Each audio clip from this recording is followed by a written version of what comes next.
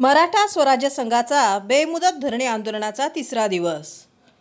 मराठा मुलामुलींच्या वसतिगृहासाठी सांगली शहर येथील 467/1 ब या जागेची मागणी सन 2018 साली मागणी केली होती। सदर जागेची कायदेशीर सगळी चौकशी होऊन तहसीलदार, प्रांत कलेक्टर, कमिशनर पुणे मार्फत अप्पर मुख्य सचिव मुद्रांक व शुल्क विभाग मंत्रालय मुंबई यांच्याकडे सदर प्रकरण धूळ खात 7 वर्ष पडलेलं आहे।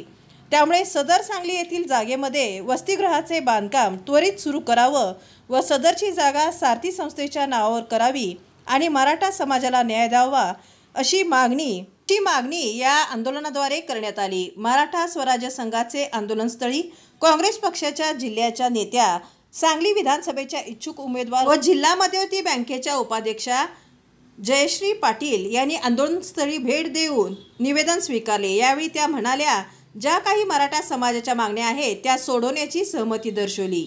यावेळी मराठा स्वराज्य संघाचे अध्यक्ष महादेव बापू साळुंके, उपाध्यक्ष अधिकराव पाटील, शहराचे महापालिका क्षेत्राचे अध्यक्ष उमाकांत कारवेकर, जिल्ह्याचे संघटक सुधीर चव्हाण, संतोष पाटील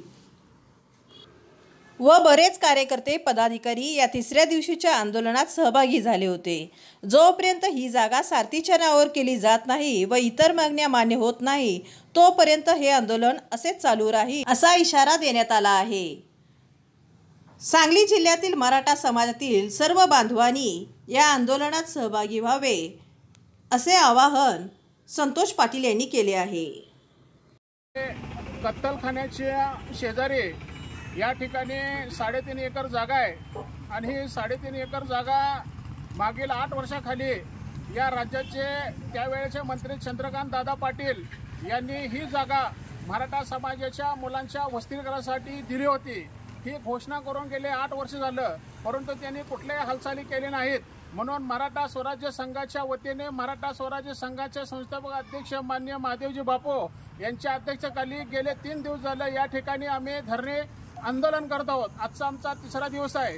सरकारला या ठिकाणी आमच्या सर्व कार्यकारिणींच्या एकच मागणी की मराठा समाजाच्या मुलांचं शैक्षणिक आर्थिक प्रगती होण्यासाठी, त्यांच्या शिक्षणात भर होण्यासाठी किंवा त्यांना चांगलं शिक्षण मिळण्यासाठी व त्या ठिकाणी त्या राहण्याची व्यवस्था, मुलामुलींच्या वसतिगृहाने त्या ठिकाणी असणारे लायब्ररी याची व्यवस्था करण्यासाठी ही 3.5 एकर जागा गेल्या अनेक दिवस अशीच पडलेली आहे।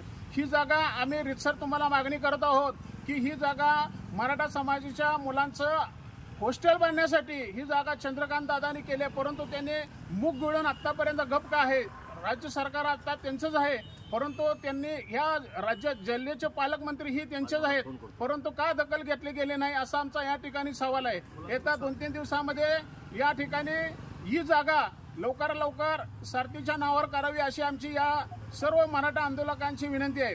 जर येत्या काही दिवसांमध्ये जर आपण याचा निर्णय नाही घेतला तर पालकमंत्र्याच्या घराच्या समोर हे आंदोलन केलं जाईल असा इशारा देतो मी या ठिकाणी।